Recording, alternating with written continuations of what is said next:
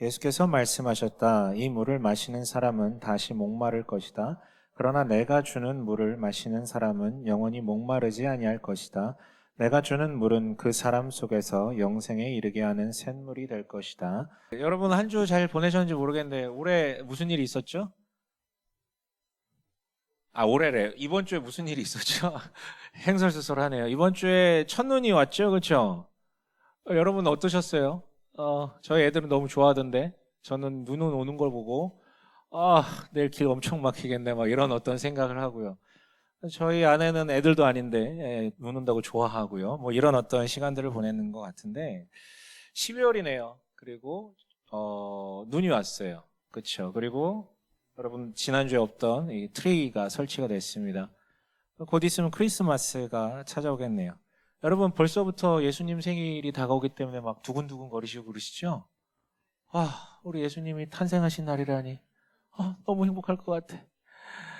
그랬으면 좋겠죠. 근데 이제 보통 애들은 이제 자기가 받을 선물 목록을 떠올리면서 두근거려하고, 성인들은 뭐 큰 감흥이 없을 수 있겠지만, 빨간 날이라는 감흥 외에 없을 수 있겠지만, 보통 이제 짝이 없으신 분들은 좀 이제 짝을 좀 떠올리죠. 근데 이제 짝이 없으면 평소보다 외로움을 조금 더 느끼게 되는 시즌이라고 볼 수 있을 것 같아요. 사실 이 외로움이라는 문제는 크리스마스 시즌에 솔로로 있으신 분은 조금 더 느낄 수 있겠지만 사실 우리 시대 보편적인 문제죠. 2023년에 갤럽이라는 기관에서 전 세계 140여국을 대상으로 성인들을 대상으로 조사했는데 한 25%나 되는 성인들이 자주 혹은 항상 외로움을 느낀다라고 답변을 했다고 하더라고요. 젊은 층으로 내려가면 비율이 더 올라가요. 한 30%까지 올라가더라고요. 그러니까 이거는 사실은 그러니까 자주 항상이 25%에서 30%면 간혹이라도 느끼는 사람들은 아마 대다수라고 볼 수 있겠죠. 오늘 그 얘기를 하려고 합니다. 우리에게 익숙한 사마리아 수가성 여인의 이야기를 토대로 외로움에 대해서 얘기를 하려고 해요. 세 가지 나누려고 합니다. 첫 번째로는 우리가 이 외로움에 대처하기 위해서 가장 쉽게 사용하는 두 가지 방식과 그 해법과 그것의 어떤 한계에 대해서 나누려고 하고요. 두 번째는 우리가 근본적으로 왜 외로운지에 대해서, 인간이 왜 외로운지에 대해서 좀 얘기를 하려고 하고요. 마지막은 그 외로움을 극복할 수 있는, 풀 수 있는 가장 근원적인 해법에 대해서 나누려고 합니다. 자, 우리는 이렇게 익숙하지만 사마리아 여인의 이야기를 잘 모르시는 분들도 있기 때문에 하지만 이걸 다 설명하면 너무 주석적으로 많아가지고요. 함축해서 배경 정도만 말씀드리고 이걸 알아야지 본문을 이해할 수 있기 때문에요.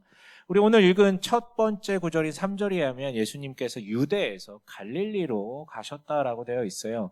지도를 하나 보여드릴게요. 당시의 어떤 권역별 지도라고 볼 수 있는데 예수님께서는 저 남쪽의 유대로부터 저 북쪽의 갈릴리로 향하고 계십니다. 중간에 뭐가 있습니까? 사마리아라는 지역이 있죠. 여기 떡하니 있어요. 그래서 저 북쪽으로 가려면 뭘 지나가야 됩니까? 사마리아를 지나가야 됩니다. 그래서 우리는 3절을 읽으실 때 아무 감흥 없이 읽으셨을 수 있어요. 하지만 이때 살던 유대인들이나 사마리아인이나 이 유대 문화를 알고 있는 사람들은 이게 이미 충격이었습니다. 이게 말이 안 되는 거거든요. 결론적으로 얘기하면 이 사마리아 사람들과 유대 사람들은 견원지간이었기 때문에 증오하는 존재였기 때문이에요. 지도 내려주십시오. 설명을 드릴게요. 이 증오의 원인은 한 1000년 전 역사로부터 거슬러 올라갑니다. 남유다와 북이스라엘로 갈라졌었잖아요. 그 이후로 굉장히 오랜 역사가 지났는데 각각 다른 어떤 이유로 말미암아 각각 다른 나라에 의해서 멸망했고 그리고 각각 다른 시기에 멸망했고 근데 그 멸망한 다음에 그것이 회복되는 과정도 완전 달랐었어요. 그러다 보니까 시간이 흘러서 남쪽은 유대라는 문화권이 형성이 됐고 북쪽은 사마리아, 원래 수도 이름이 사마리아였거든요. 북이스라엘에. 그 사마리아라는 문화권이 형성이 됐습니다. 이 정도만 돼도 이미 뭔가 서로 불편하겠다 생각할 수 있겠죠. 그러나요, 여러분, 이 정치적 장벽을 넘어서 이와 연계해서 이제 종교적 장벽도 생겼거든요. 분명 같은 여호와를 믿는 사람이었는데 이 수없이 오랜 기간의 역사 가운데 종교심도 많이 달라집니다. 분명 같은 여호와 신앙을 공유하는데 우선 성전을 따로 세웁니다. 유대는 이제 예루살렘, 우리한테 익숙한 예루살렘 성전이 있었고요. 북쪽에는 사마리아 성전이라는 게 따로 있었어요. 심지어 성경 목록도 좀 달랐습니다. 모세오경은 같이 공유해요. 우리가 알고 있는 창세기, 출애굽기, 레위기, 민수기, 신명기, 모세오경은 같이 공유하는데 그 뒤에 것들을 성경으로 인정할 것인가에 대해서는 좀 달랐었어요. 그러다 보니까 여러분 뭐가 생깁니까? 우리도 뭐 저기 남산 가면 돈가스 원조집 생기는 것처럼 돈가스래. 그 성경 원조 논쟁부터 굉장히 뭐 이런 어떤 종교적인 원조 논쟁이 생기는 거예요. 그러다가 아주 선을 긋는 사건이 하나 등장한대요. 이 사마리아 여인과 예수님이 만난 시점으로부터 한 150년 전 정도에 그 유대가 중심이 돼서 독립전쟁을 일으켜가지고 독립국가를 잠시 이뤘던 때가 있었어요. 그때 유대의 지도자가 유대 지방과 사마리아 지방과 갈릴리 지방까지도 다 점령을 했던 적이 잠깐 있었거든요. 그때 그 유대 지도자가 사마리아 성전을 무너뜨려버려요. 이런 사이비 이단 같은 이라고 하면서요. 그래가지고요, 돌이킬 수 없는 강을 건너버리게 된 거예요. 그래서 서로를 징후합니다. 비유를 하자면 이런 거죠. 여러분, 사람들과 대화할 때 이 주제는 좀 피해서 대화하라고 하는 주제가 있지 않습니까? 어떤 주제들입니까? 정치랑 종교 얘기하지 말라 그러잖아요. 왜요? 누가 옳고 그름을 떠나서 이미 자신의 신념이 너무나도 투영이 됐는데 또 자기 삶에 너무 중요한 거다 보니까 그 주제를 가지고 이야기를 하면 대화가 되는 게 아니라 그러니까 어떤 건설적인 대화가 이루어지는 게 아니라 감정적인 어떤 혐오감으로 이어지기 때문에 그 얘기하지 말라 그러는 거잖아요. 근데 딱 유대와 사마리아 사람들 관계가 그거였습니다. 정치와 종교를 엮여져서 서로를 벌레 보듯 하는 그런 혐오하는 그런 상태예요. 마치 종교적으로는 서로를 이단시하고 정치적으로 보면 이쪽이 좌파면 저쪽이 우파 같은 어떤 그런 느낌인 거예요. 그러니까 서로 절대 하나가 될 수 없는 걸 혐오하는 것이죠. 그래서요, 제가 왜 이렇게 길게 설명했냐면 당대 유대인들이 이 남쪽 유대와 저 북쪽에 있는 갈릴리 사이로 왔다 갔다 하는 일이 꽤나 있었어요. 문화권은 같이 형성이 돼 있었거든요. 사마리아를 중심에 두고. 근데요, 경건한, 그래서 여호와 신앙이 있다라고 믿는 이 남쪽 유대의 경건한 남성들은 절대로 사마리아 지역을 지나가지 않습니다. 특히나 율법을 가르치는 랍비들은요, 결단코 거기를 지나가지 않습니다. 부정하다라는 이유로요. 저 이단 사이비가 거주하는 곳을 조금이라도 지나가면 나는 부정해진다라는 그런 마음 때문에요. 근데 여러분, 예수가 누구십니까? 이 당시 랍비로 불리던 사람 아닙니까? 그리고 남성 아닙니까? 근데 사마리아를 지나가시는 거예요. 그리고 여인에게 물을 달라고 요청하죠. 그래서요, 여러분, 9절에 등장하는데 여자가 놀래요. 어째요? 당신이 나한테 물을 달라고 하느냐고요. 뭐 슬쩍 보면 놀래서 그런가 보다라고 얘기할 수 있겠지만 헬라어 편으로 보면 약간 조소하는 듯, 유대인 남자가 나한테 뭘 왜 요구하는 거야? 이런 식으로 이제 따지듯이 이제 얘기하는 그런 뉘앙스입니다. 아무튼 그렇게 대화는 시작되고요. 이어지는 대화들을 보시면 알겠지만 물을 소재로 흘러가는데 지난주와 마찬가지로 선문답 같아요. 무슨 얘기를 하는지 잘 모르겠어요. 요한복음 특유의 어떤 문체인데 선문답이 시작해요. 그래서 블라블라 가다가 아주 유명한 구절이 있죠. 내가 주는 물을 마시는 사람은 영원히 목마르지 아니하리라 라고 예수께서 얘기하시자 그 여인이 요청합니다. 그 물 어디 있습니까? 나 진짜 물 길러 다니는 거 너무 짜증나고 힘든데 물 좀 주세요. 그 물 있으면 좀 주세요. 마셔도 목마르지 않는 물 있으면 나한테 달라고요. 그랬더니 여기서 갑자기 대화의 주제가 전환되더니 의미심장한 대화가 이루어지죠. 16절부터 19절까지의 내용인데 예수님께서 갑자기 물어보시는 거예요. 네 남편을 좀 데려와라. 그러자 그녀는 남편이 없다고 합니다. 그러자 예수님께서 또 받아치죠. 너에게는 남편이 5이나 있었고 지금 같이 살고 있는 남자도 네 남편이 아니다. 그러자 그 여자는요. 선생님, 내가 보니 선생님 예언자이십니다 라고 대답합니다. 왜 그렇게 대답합니까? 이 은밀한 정보거든요. 그리고 오늘 처음 본 사람이 맞잖아요. 유대인 남성을 볼 일이 없어요. 사마리아 여자가요. 근데 오늘 처음 본 남성이 자신의 은밀한 정보를 알고 있는 것에 있어서 놀란 거죠. 너무 신비하잖아요. 너무 놀랍잖아요. 그래서 당신 예언자입니다. 라고 지금 고백하고 있는 거예요. 근데 여기서 우리는 이 본문을 이야기하기 위해서는요. 바로 이 정보, 독특한 정보, 남편이 5이나 있었고, 즉 결혼을 5번 했다가 5번 이혼했다가 이번에는 6번째 남자는 동거하고 있다는 이 정보에 주목할 필요가 있어요. 너무 독특한 조건입니다. 여러분, 우리 시대는 결혼과 이혼이 자유합니다. 그럼에도 불구하고 내 주변에 여러분 5번 결혼했다 5번 이혼한 사람이 있습니까? 그런 사람 TV에도 그런 사람 잘 안 나와요. 잘 안 나옵니다. 이거 되게 독특한 거예요. 물론 그 정도면요, 우리가 남 일에 별로 관심이 없어, 좀 많이 이상한 사람 같은데? 라고 평가할 가능성이 커요. 근데 그 당시는요, 이건 말도 안 되는 조건이에요. 볼 수가 없는 조건이라고요. 그럼 도대체 왜 이렇게 된 겁니까? 사실 부연 설명이 별로 없기 때문에 사람들은 추측합니다. 학자들도 추측하고 이 글을 읽는 독자들도 추측하겠죠. 많은 사람들이 추측하는 건 그녀가 문란했을 것이다 라는 거예요. 아마 여러분들도 이런 어떤 해석으로 설교를 들어본 적이 있을 것입니다. 하지만 그것은 저는 동의할 수 없습니다. 왜냐면요, 당시에 이혼이라는 것은요, 오로지 남자의 권한이었습니다. 여자가 원한다고 할 수 있는 부분이 아니에요. 남자가 어떤 다른 사유로 쳐내야 된단 말이에요. 그런데 여러분, 남자 문제, 분류 문제가 계속 반복됐던 사람을 정식적으로 5명이나 되는 남자가 계속해서 결혼 상대로 가져갔겠냐 이거예요. 저는 그것에 대해서 동의할 수 없습니다. 그리고 뒤에 보면 이 여자가 얼마나 예배를 어디서 드려야 되냐라는 질문을 던지는 거 보면 아니요, 그녀는 문란했던 사람이라고 보기는 좀 어려울 것 같습니다. 물론 뭐 또 다른 또 합리성이 있는 논거는 뭐냐면 그녀가 좀 불임이었을 가능성이 크다. 그 당시에는 자녀 생산이 굉장히 중요했기 때문에 그게 좀 잘 안 되는 경우에 내치기도 했거든요. 그러나 그것도 저는 동의할 수 없습니다. 한두 번이면 그럴 수 있지만 5번이라면 이미 검증됐는데 계속해서 다른 남자가 그녀와 결혼했다는 것은 불임의 문제는 아닐 거예요. 그리고 그 당시에는 불임이 있다면요, 그 여자가 좋으면 다른 방식으로 해소할 수 있는 다른 방식들이 있었습니다. 그리스 로마 시대에는 양자 드리는 법이 있었었고요. 더 나아가서 좋지는 않지만 첩을 드리는 방식도 있었었거든요. 그러니까 5번이나 결혼했다, 이혼했다라는 것은 사실은 잘 납득이 되지 않아요. 그렇다면 어떤 것 때문일까요? 이거는 추정의 영역이겠죠. 저는 사실 예전부터 좀 궁금했거든요. 뭐 때문일까? 제 추정입니다. 제 추정입니다만은 전 이렇게 해석했어요. 아마 그녀가 너무나도 외로움을 많이 타는 사람이 아니었을까? 제 얘기를 잘 들어보세요. 제가 왜 이렇게 추정했냐면 저는 주변에 이런 사람들이 있었었거든요. 특히 여성분들, 저 대학교 다닐 때 그 친구였던 여자들 중에 꼭 이런 친구들이 있었었어요. 지금 사귀는 여자친구 아닙니다. 여러분 오해하지 마세요. 옛날에. 네. 연애했던 사람도 아닙니다. 그냥 네네 지금 수습을 좀 해야 될 것 같아요. 갑자기 제 아내를 눈빛이 마주쳐가지고 수습을 좀 해야 될 것 같아요. 그냥 주변에 있었던 유아교육과 친구들 얘기하는 거예요. 근데 어떤 얘기냐면 연애를 시작하면 잠수를 타는 애들이 있었어요. 그냥 잠수를 타요. 연락이 안 돼요. 이 친구들의 특징은요, 좋게 말하면요, 자기 애인에게 올인합니다. 진짜 잘해요. 정말 헌신적입니다. 사랑합니다. 그러나 여러분, 그만큼 이 사람은 기대가 있어요. 내가 돌려받을 것에 대한 기대예요. 상대에게도 내가 전부이길 바랍니다. 그러다 보니 이분들의 입에서 가장 많이 나온 단어는 외롭다예요. 그러니까 상대가 아무리 잘해줘도 내 성만큼 안 차는 거죠.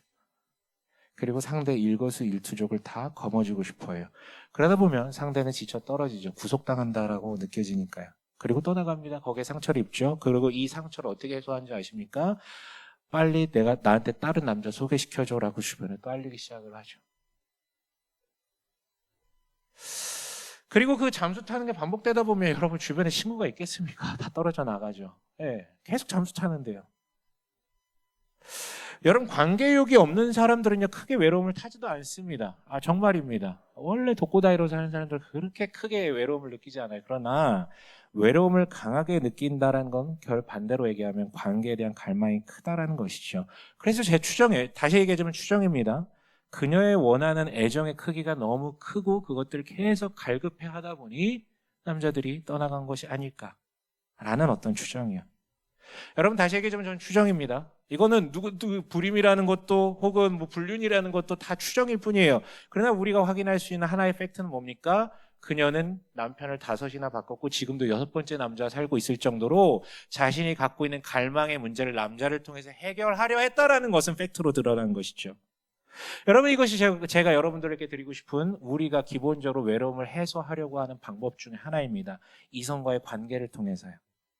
그러나 여러분 그 결과는 어땠습니까? 그녀를 보십시오. 저 사람이라면 저 남자라면 나에게 이 외로움을 채워줄 수 있을 거야 라는 희망 아래 계속해서 다른 남자를 찾았고 대체했으나 외로움이 해소되지는 않았습니다. 나가 여러분 이 해법은 또 다른 문제를 양산하죠. 왜냐면요 오늘 예수께서 이 여자를 언제 만났다라고 되어 있습니까? 6절에 보면요 때는 오정쯤이었다라고 되어 있어요. 왜 오정이라고 얘기했는지 모르겠는데 정오예요. 정오. 12시. 낮 12시. 그리고 여러분이 중동의 문화라든가 기후에 대해서 조금만 이해가 있다면 낮 12시를 떠올리시면 그 이글거리는 태양 앞에 나가면 다 죽어요. 죽을 것 같아요. 여기 지옥인 것 같단 말이에요. 그러니까 지금이 에어컨이 발달되어 있으니까 이동이라도 하지 그 당시 사람들은요 절대 이글거리는 낮 12시에 밖을 돌아다니지 않습니다. 근데 왜 이 여인은 지금 이 무거운 물동이를 들고 여기까지 왔습니까? 사람들의 시선을 피하고 싶었겠죠. 왜 시선을 피하고 싶습니까? 여러분 다시 얘기해주면 이 여인이 왜 다섯이나 여섯 번째 남자와 살고 있는지는 우리는 알 수가 없어요. 독자들도 알 수가 없습니다. 그리고 그 당시 있는 사람들도 내밀한 이유들을 모르면 몰라요. 다 추정할 뿐이죠. 눈에 보이는 건 다섯이나 바꿨고 지금도 여섯 번째 남자랑 살고 있다는 그 팩트만 보고 추정하는 것이죠. 저 여자는 문제가 있을 거야. 그 시선을 느꼈기 때문에 그 시선이 싫어서 아무도 나오지 않는 정오 12시에 이 자리까지 나온 것입니다. 그렇게 그녀는 외로움을 해소하고 싶었지만 내가 알던 모든 사람들과의 관계도 끊어지게 되는 그 결과를 맞이하게 되죠. 결론적으로 이성을 통해서 외로움을 해결하려던 그 해법은 한계가 있었습니다. 그녀가 찾은 또 다른 해법은 무엇이었을까요? 바로 결론부터 얘기하면 종교연신한 것이었습니다. 보세요 여러분, 낯선 유대인 남성이요, 정말 나를 절대 알 수 없는 남성이 나의 은밀한 정보들에 대해서 다 알고 있습니다. 놀라죠? 당신 예언자입니까? 그리고 나서 이 여자가 예수에게 어떤 것을 묻습니까? 자, 반대로 물어볼게요. 여러분들 누구한테도 얘기하지 않은 내밀한 정보를 눈앞에서 바로 딱 찍어서 맞히는 그 사람을 마주하면 여러분들 그 사람에게 뭘 물어볼 것입니까? 뭐 물어볼 것 같아요? 그 사람한테 당신 예언자입니다라고 확신되는 사람한테 뭐 물어볼 것 같아요? 이번 주 로또 번호 뭐냐고 물어보지 않을게요? 아니야? 나만 그래? 나만 썩었어? 이번 주에 막 10배 오를 주식 종목 뭡니까? 이런 거 안 물어볼 거예요? 재개발 어디 들어갑니까? 뭐 이런 거 안 물어볼 거예요? 나만 썩은 걸로 할게요. 네, 아무튼 네. 이런 거 물어볼 법 하잖아요. 아니면 뭐 내 미래가 어떻게 될 건가요? 뭐 이런 거 물어볼 법 하잖아요. 근데 그냥 뭐 물어봅니까? 20절에 뭐라고 물어보냐면요, 우리 조상은 이 산에서 예배를 드렸는데 선생님네 사람들은 예배 드려야 할 곳이 예루살렘에 있다고 합니다. 이게 뭐냐면 어느 성전이 맞냐 이거예요. 어느 성전에서 예배 드리는 게 맞습니까? 라는 지극히 신학적인 질문을 던지고 있는 거예요. 이것만 봐도 이 여인이 얼마나 종교에 심취하고 있는지 알 수 있죠.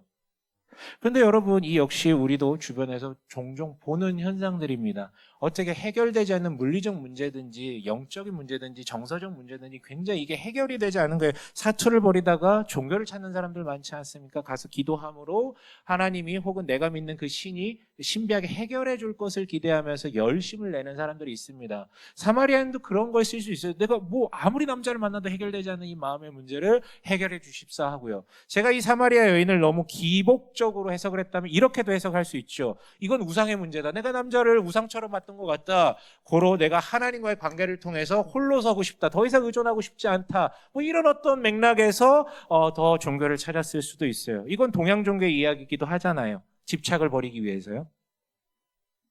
그런데 여러분, 그녀의 해법은 그녀를 자유케 했습니까? 외로움을 충만시켰습니까? 여러분, 그 결과를 보십시오. 여러분, 저는 이 장면을 주목했으면 좋겠어요.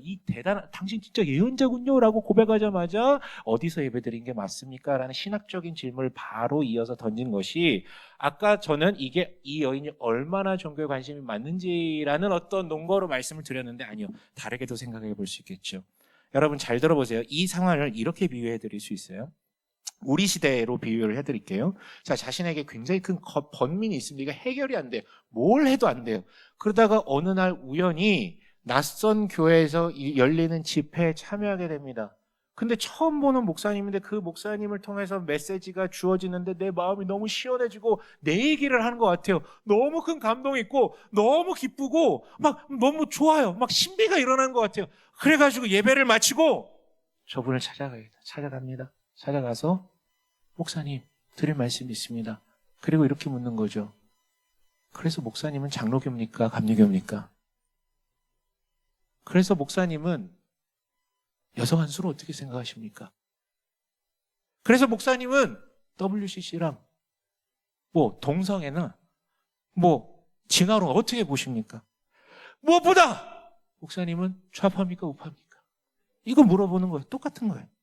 왜냐면요, 여러분, 이분의 질문은요, 신학적 질문을 전제한 것 같지만 일종의 사상 검증이에요. 당신 유대인 남성이잖아.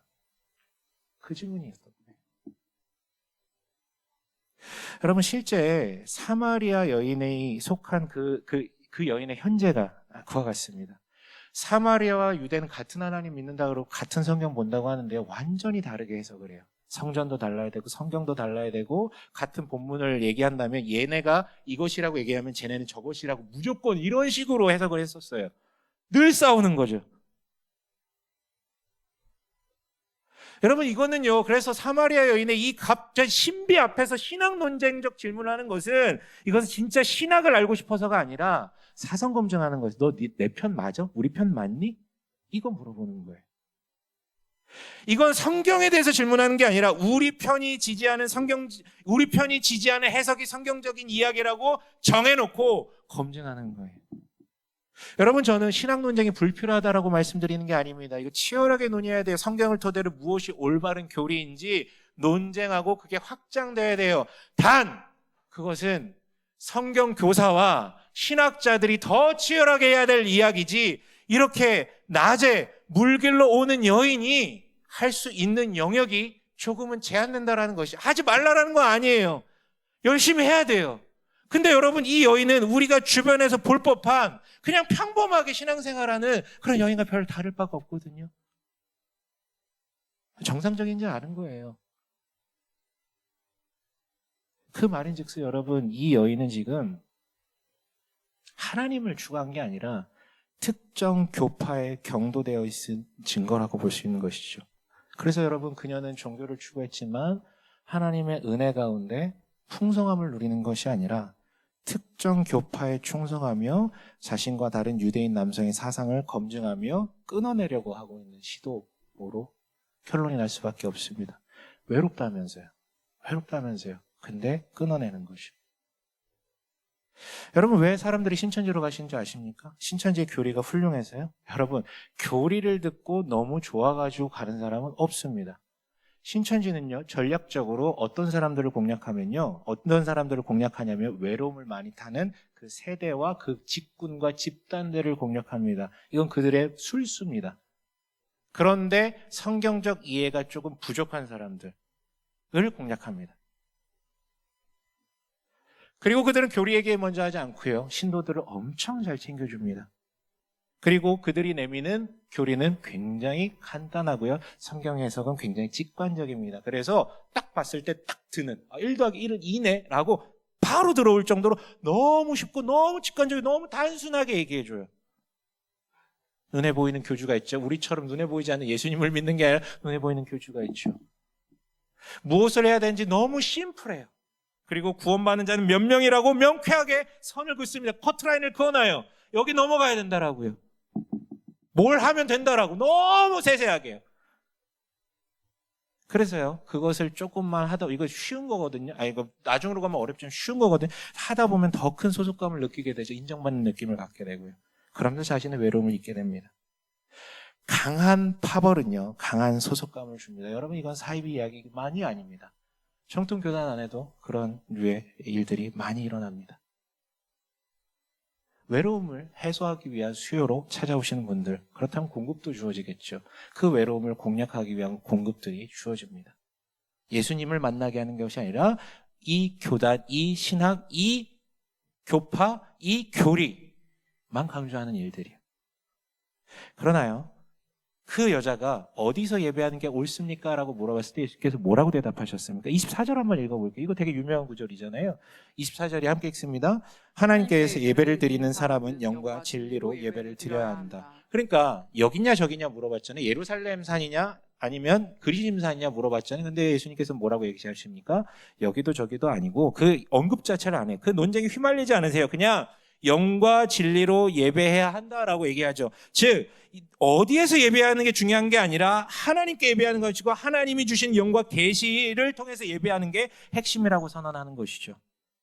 여러분, 이 발언은 이미 신학적으로 뭐가 옳은지를 얘기해 주는 것입니다. 어디는 중요하지 않고 누구에게 중요하다라는 정의를 내려주시는 동시에 지금 너의 질문은 신학이 아니라 사상 검증하는 거다라고 그녀를 일깨워주고 있는 중이신 것이죠. 너는 지금 종교적으로 경도됐다. 하나님과의 관계를 맺은 게 아니라 경도됐다. 넘어가 볼까요? 그렇다면 두 번째로 우리는 왜 외로움을 느낄까요? 치유법을 찾으려면 진단을 먼저 잘해야 될 거 아닙니까? 역시나 오늘도 창세기를 한번 살펴보죠. 창세기는 인간이 하나님과의 관계를 위해 지음받았다라고 설명합니다. 그 가운데 하나님이 삼위일체로 계시듯 인간도 삼위일체처럼 있는 거예요. 어떤 식으로요? 내 이웃인 아담과 하에게 말씀하셨듯이 둘이 한 몸을 이루라. 근데 누굴 통해서요? 하나님을 통해서요. 하나님과 나와 너가 하나 돼서 한 몸을 이루는 것이죠. 사랑의 관계였어요. 그리고 여기에는 외로움이란 없었습니다. 완벽한 평안만 있었죠. 그러나 인간 타락합니다. 타락한 인간에게 찾아오셔서 네가 그거 먹었느냐라고 물어보죠. 그러자 아담이 이렇게 대답합니다. 함께 읽어볼까요? 창세기 3장 12절인데 함께 읽습니다. 하나님이 함께 살라고 짝지어 주신 여자, 그 여자가 그 나무의 열매를 저에게 주기에 제가 그것을 먹었습니다. 예, 뭐라고 대답합니까? 여자 때문이라고요. 여기서 여러분 최초의 부부싸움, 인류 최초의 부부싸움이 일어나죠. 먹을 것 때문에 싸웠어요, 여러분. 네, 그거 기억하셔야 돼요. 먹을 거 치사해져요. 아무튼 그게 중요한 게 아니라 최초의 부부싸움이죠. 여자 때문이다. 거기에 끝인가요? 아니요. 뒤에 무슨 내용이었었습니까? 당신이 만든 여자, 당신이 나랑 짝지어주라고 주신 그 여자 때문에 내가 먹었다. 그건 뭔 얘기예요? 여자 탓을 하면서 동시에 하나님 탓을 하는 거죠. 이로써 부부관계도 깨지고요. 신과 인간의 관계도 깨집니다. 여러분, 그래서 외로워진 것입니다. 하나님과의 관계가 등진 다음에, 원래 하나님과 관계하게끔 만들어진 존재가 하나님과의 관계가 등져버리자 이웃과의 관계도 다 동시에 깨져버리죠. 그래서 여러분, 외로움은요, 어떻게 보면 자발적으로 만들어낸 형벌이라고 얘기할 수 있어요. 그리고 재밌는 건 사람들은 이것을 어떻게 해소해야 될지 그 해법을 압니다. 두 가지잖아요. 우선 배우자가 될 만한 이성을 찾으면 되는 거잖아요. 그렇죠? 열심히 찾죠. 그래서 어떻게 됩니까? 행복하게 살았더라라는 사람들도 있을 수 있겠지만 많은 이들은 이 사람 때문에 힘들다, 너 때문에 죽겠다라고 얘기를 하죠. 많이 싸웁니다.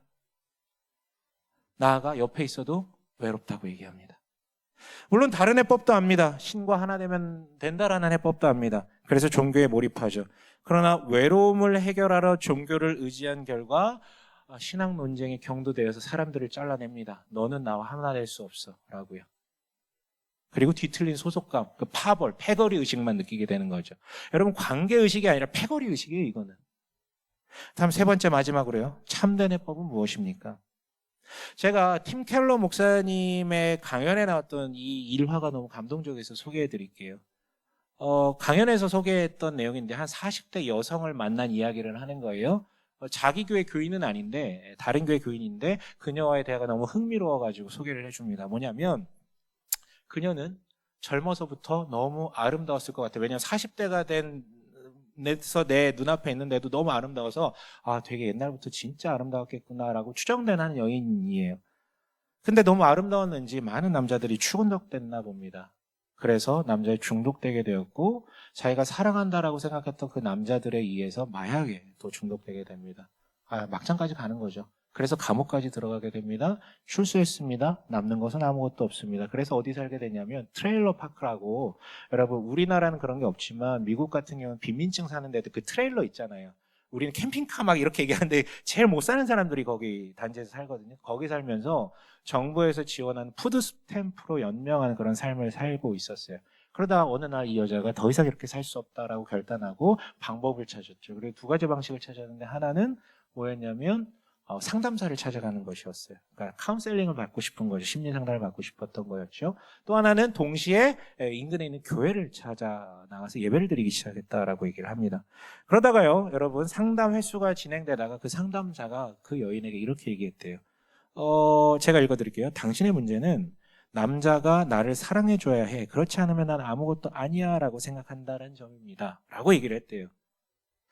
정확하게 그분은 목사님도 아닌데 그냥 정확하게 그 안에 있는 우상의 문제를 캐치해낸 것이죠. 남자에게 의존하려다가 그렇게 됐다라는 부분에 대해서요. 그래서 그녀는 그렇다면 제가 어떻게 해야 됩니까? 라고 반문했답니다. 그러자 그 상담사가 이렇게 얘기합니다. 우선 학업을 시작하시고 학업을 마친 다음에 좋은 직장을 얻어서 재정적으로 독립하세요. 그래서 누구에게도 의존하지 않아도 되는 자기가 독립적인 커리어 우먼임을 자기 스스로를 자랑스러워할 수 있는 사람이 되면 당신은 해결될 것입니다. 라고 제안했대요. 그 제안이 꽤 괜찮은 것 같아서 받아들이려다가 곰곰이 생각하다 보니까 자기가 근래 교회를 다니면서 들었던 복음의 내용과 뭔가 좀 이상하게 다르다라는 생각을 하게 됐대요. 그래서 그녀는 이렇게 반문했다라고 얘기하죠. 읽어드릴게요. 선생님은 지금 제가 덜 연약해지길 원하셔서 남자들에게 구원받으려는 것을 그만두라고 말씀하셨습니다. 그래서 남자가 저를 떠나면 인생이 무너지는 것을 그만두라고요.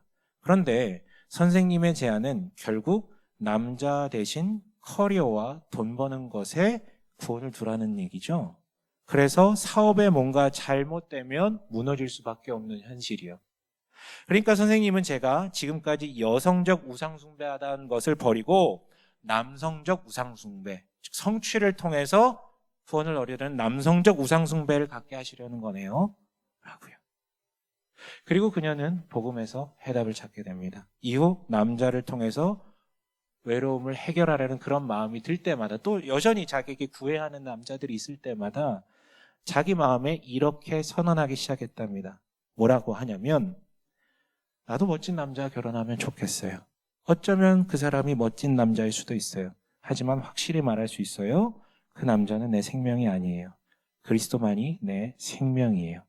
그리고 이후에 그런 남성들이 엮일 때마다 남자에게 이전에는 홀딱 빠져버렸는데 이제는 실제로 탐색해볼 자유가 생겼습니다. 라고 고백했던 그 얘기를 팀켈러 목사님이 얘기해 주더라고요. 여러분, 이게 맞습니다.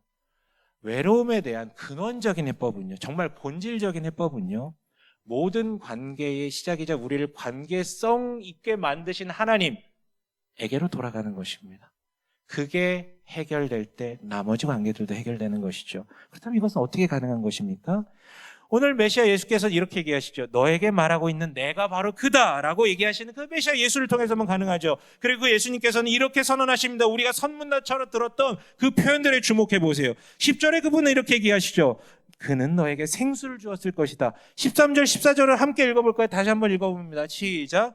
이 물을 마시는 사람은 다시 목마를 것이다. 그러나 내가 주는 물을 마시는 사람은 영원히 목마르지 아니할 것이다. 내가 주는 물은 그 사람 속에서 생에 이르게 하는 샘물이 될 것이다. 무슨 뜻입니까? 네가 스스로 길러서 먹으려고 하는 물은 웅덩이일 뿐이라는 것이죠. 언젠가는 메마를 수밖에 없는 것.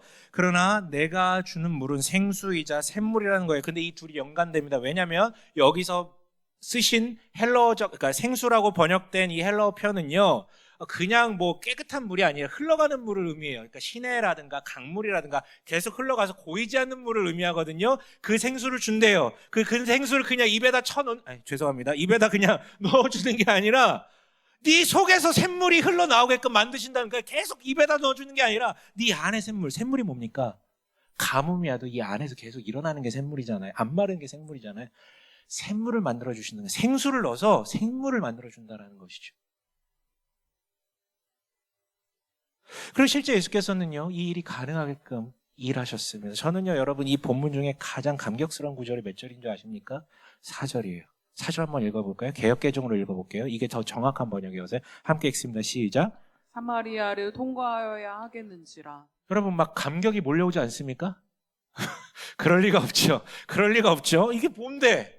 저는 이게 너무 감격적입니다. 왜냐하면 헬라어 표현을 보면요, day라는 표현이 있는데 이것은 이제 일종의 조동사라서 이거예요. must, have to. 그러니까 예수께서 뭐냐면 아무도 사마리아 지역을 지나가지 않아야 하는데 예수께서 반드시 내가 거기 가야만 하겠더라라고 결심하고 그 자리에 갔다라는 거예요. 왜요? 거기 남편을 5 바꿨는데도 그 외로움에 해갈리지 않는 여자가 있었거든요. 하나님을 믿는다고 하면서 열심을 다하는데 오히려 종교적 분파에 빠져가지고 이상한 사상 검증이 나는 그 여자가 있거든요. 그게 너무 안타까워가지고 그 여자를 만나려고 모두가 피하는 사마리아, 심지어 모두가 피하는 여인을 다가가셔서 물 달라고 하십니다. 그녀의 진정한 관계가 되어줄라, 그녀의 진정한 남편이 되어줄라, 그녀의 진정한 친구가 되어줄라, 그녀의 진정한 가족이 되어주려고요. 그게 바로 예수십니다. 그리고 여러분, 정말로 예수는 오늘 사마리아 여인의 그 목마름을 해결하셨던 것처럼 외로움이라는 자발적 형벌에 목말라하는 우리의 형벌을 해결해 주십니다. 어떻게 해요?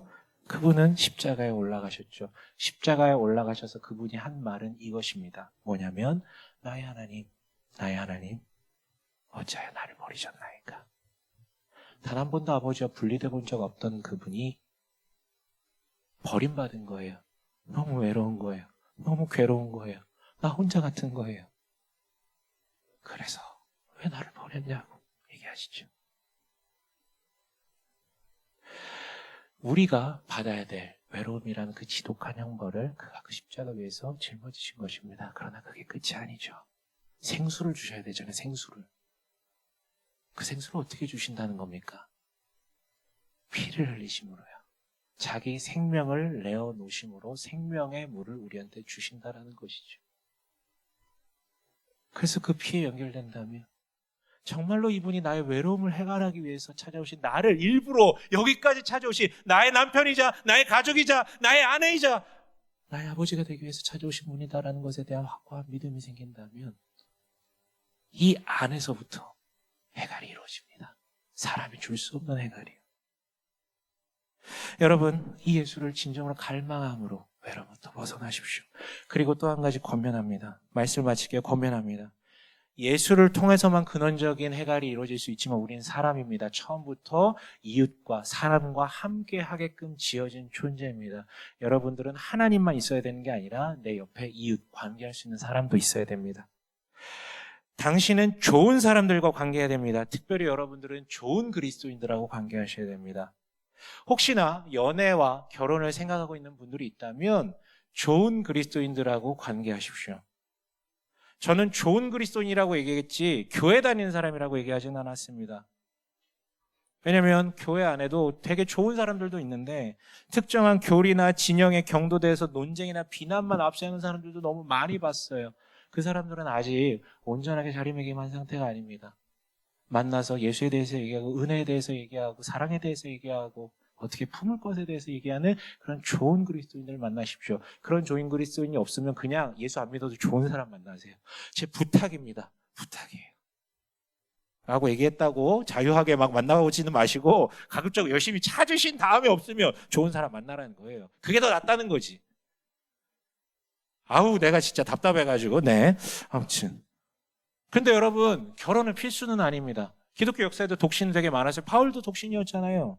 그러나 여러분 결혼은 필수가 아니지만 관계는 필수입니다. 그 바울조차도 주변에 좋은 그리스도인 공동체가 있었기 때문에 디모데가 있었고 누가가 있었기 때문에 디도가 있었기 때문에 바나바가 있었기 때문에 이렇게 나갈 수 있었던 것입니다. 여러분 좋은 그리스도인 공동체를 만들고 거기에 속하십시오. 그러나 이것도 마찬가지입니다. 교회 이름으로 모인 공동체로 다 좋은 공동체는 아닙니다. 그 안에서 맨날 주구장창 신앙 논쟁만 하고 정치적 파벌에 대한 이야기만 주류로 한다면 그건 그리스도인 공동체가 아닙니다. 예수에 대해서 이야기하고 은혜에 대해서 얘기하고 위로하고 권면하고 이런 이야기들이 이루어지는 게 좋은 공동체겠죠. 만약 그게 아니라 아까 얘기했던 그런 논쟁과 파벌 얘기만 한다면 그건 패거리입니다. 패거리예요. 아주 무서워. 종교와 정치까지 결합된 패거리예요. 부디 자신이 만난 예수에 대해 이야기하고 그 은혜에 대해서 이야기하는 사람들과 교제하시고 관계하시고 넓혀지십시오. 그래서 그리스도를 만나고 그들과 함께함으로 말미암아 외로움에서 벗어나는 여러분 되시길 주님의 이름으로 간절히 축원합니다. 아멘.